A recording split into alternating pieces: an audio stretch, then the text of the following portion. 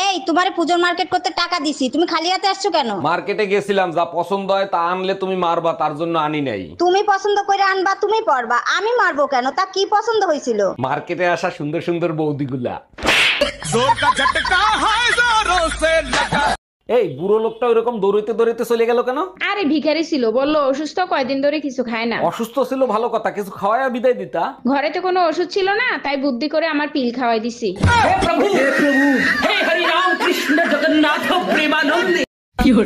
ও দিদি, কি হলো বলেন? বলছি যে কুমড়ো ওজন করছেন, ঠিক আছে, কুমড়োর বিচি ফেলি দিয়ে ওজন করেন, না হলে আমি কুমড়ো নিব না। এই খেপা, তোর যখন ওজন করে তোর বিছানা ফেল দিয়ে ওজন করে নাকি? হাজারে লয় যারা কুঠে কার হট।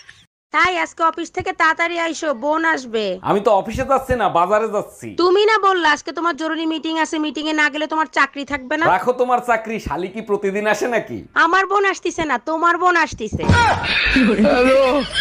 ম্যাডাম, আমি বিদ্যুৎ বিভাগ থেকে আসছে, আপনার মিটারে সমস্যা আছে, চেক করতে হবে।